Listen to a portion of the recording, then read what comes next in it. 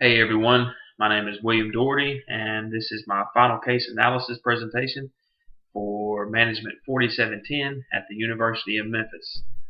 At the beginning of the semester, I chose Smith and Nephew as the company I would use for both my blog assignments as well as my final case presentation. I chose the company because of a strong presence locally. They have pretty good sized offices here in Memphis. And then also because at the time I was going through some interviews and thought it would be a good opportunity to learn more about the company. Smith and Nephew is a medical technology based company with a focus in orthopedic reconstruction, advanced wound management, sports medicine, and trauma. Common products include joints such as hips, knees, ankles, screws, pins, plates, non-invasive surgical procedures or orthoscopics, and wound management products such as compression bandages and wraps, as well as other products to help speed the healing process. In 2012, Smith and Nephew had 4.1 billion in sales. They are not on the Fortune 500 list, but only because they are based out of the UK, and the Fortune 500 is only American-based companies. They are traded on the London Stock Exchange. The board is made up of a pretty diverse field of business professionals with a lot of experience in different organizations and some pretty well known. Um, Together, they kind of have a shared vision of helping heal the body through uh, performance, innovation, and trust. Uh, as far as the pitchers, starting from left to right at the top, is the chairman of the board, Sir John Buchanan, who was a former executive director at BP, followed by the chief executive officer, Olivier Bohun, and then the chief financial officer, Julie Brown.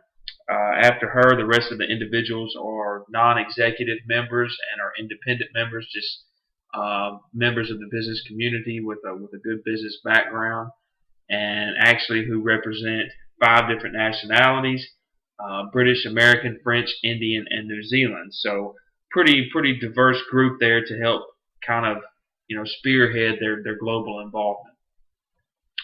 Smith and Nephew has over 10,000 employees and a presence in over 90 countries. In my opinion, I believe it's the intangible resources that really set them apart and are crucial to their success. In companies, any type of technology-based company, it's really the innovative ideas, the creative approach, the knowledge and the skills and experience of the employees that kind of help keep the company competitive and result in longevity. And in my opinion, that's really one of the keys to Smith and Nephew's success is that they keep employees and keep coming up with innovative solutions to today's problems and ways to use the advances in technology to their advantage. Competition, the medical device industry is kind of a niche market, so there aren't a whole lot of strong competitors, but there are a few. Smith and Nephew has kind of gained a foothold in that industry by putting out quality products and have become synonymous with quality.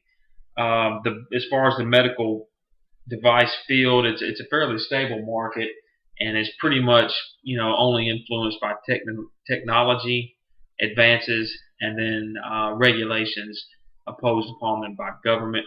A lot of talk here lately over healthcare regulations and the Affordable Care Act and how that would change how healthcare is delivered. There really is no certainties as to what impact that will have on the organization, so they'll need to be ready for anything and be ready to adapt and find new ways or new markets to enter if other ones close up.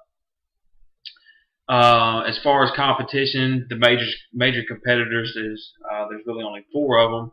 Stryker is an American-based company with a focus in neurotechnology and spinal injuries.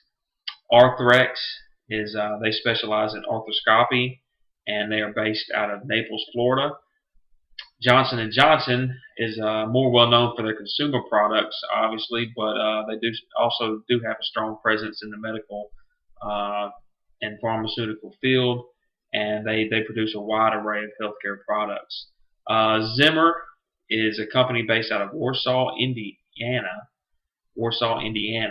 and is a leader in arthritis-related solutions, surgeries, implants, and other devices to help relieve those who suffer from arthritis. The corporate strategy, they recently released a new strategy, and they adopted 5 new priorities. Among those were a dedication to existing markets and an increased attention to emerging markets.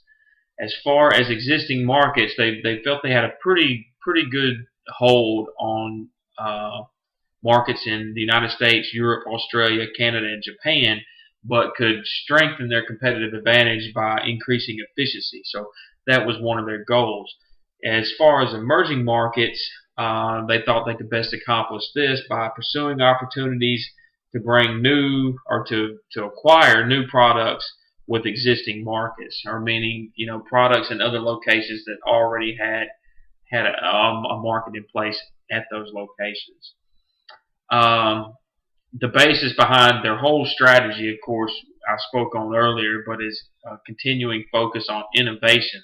So they're constantly looking for new products, revolutionary methods of healing people and making people's lives better.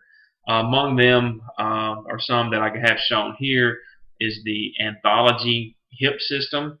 And the Anthology hip system was the first femoral implant to have integrated instrumentations built into the implant, as well as it's fully customized for each patient. So, no one's leg, I don't guess, is the same. So the idea behind this is you can customize it, and it allows them to match it to maybe your other leg, so that you don't have you have limited disruptions or minimal disruptions to your normal life. Also pictured is the Genesis 2 knee system, and it's a pretty neat looking device. You can see it pretty much looks like a kneecap there, but it is the most comprehensive knee system available, and it's widely known and trusted in its field for knee replacement. As far as the corporate strategy, they're also trying to simplify and improve their operating model. So in their existing markets, trying to improve efficiency, and then they're trying to supplement, growth from within through mergers, acquisitions, and alliances.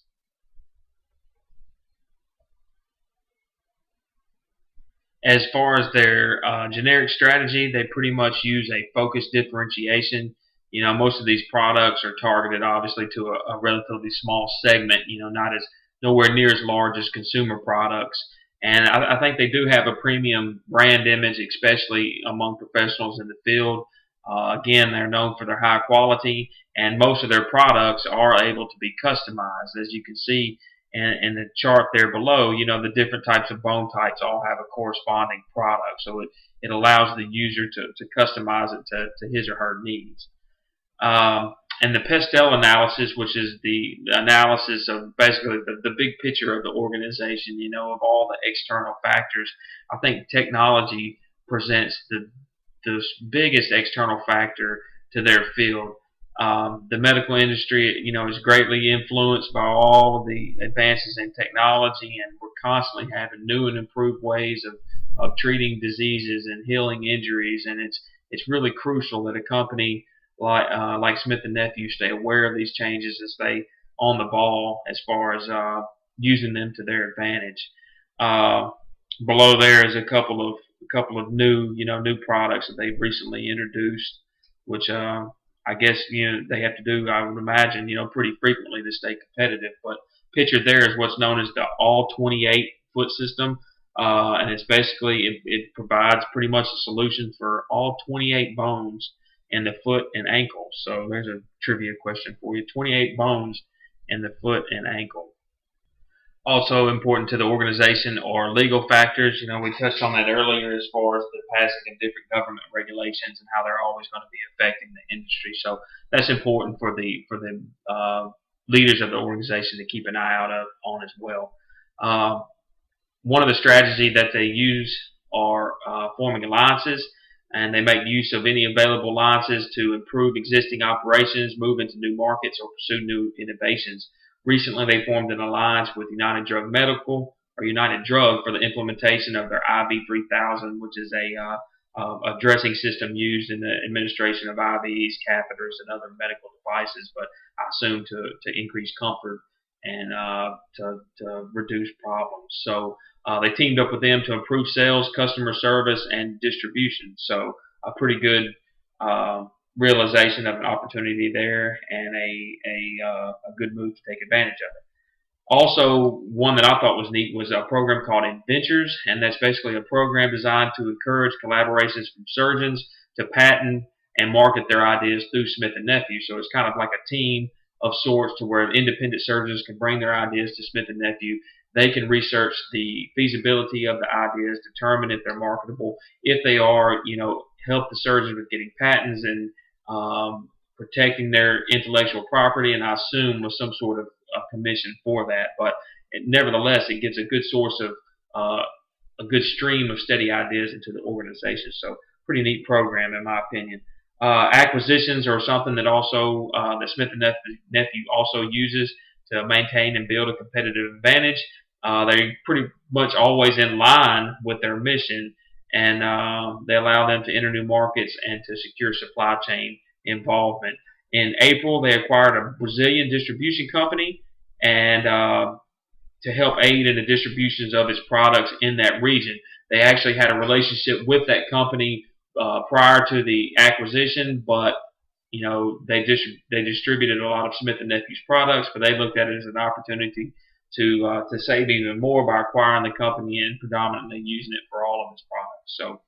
Also in May of 2013, they announced an agreement to acquire Adler Mediquip Private Limited, and part of that brand was Shushrat Surgicals, which is a orthopedic trauma product company for the India market. And so you can see right there, back to back, in just a couple of months this year, is a couple of acquisitions to help them gain new market entry and into the Brazilian market and then the Indian market. So pretty good corporate strategy there. In summary, Smith and Nephew maintains a competitive edge by pursuing revolutionary developments to improve people's lives. They foster and support their own organic growth, within their existing markets while also looking for ways to improve efficiency. But they also look to pursue other opportunities and to enter other markets through both alliances and acquisitions. I think one of the key components is that through all of these processes, they're steadily putting out quality products and service, which helps build a reputation and a brand image. And again, in the meantime, and throughout all of that, they're basing all of their moves on their mission and then on their commitment to core values and culture within the organization. So it's always important. In my opinion, the number one strategic issue that's affecting or may affect Smith and Nephew in the future is maintaining an innovative advantage. As we talked before, in the technology-based companies, there's always this need to keep new products, to keep a fresh stream of ideas, to constantly be coming up with the next greatest thing. And it's fast-paced, rapidly changing, and they have to always be on the ball as far as innovation. So as technology continues to advance, they're going to need staff on hand and equipment on hand that are able to effectively use, design, and demonstrate those advances. As far as suggestions, I think they consistently need to review their compensation packages and make sure they're competitive.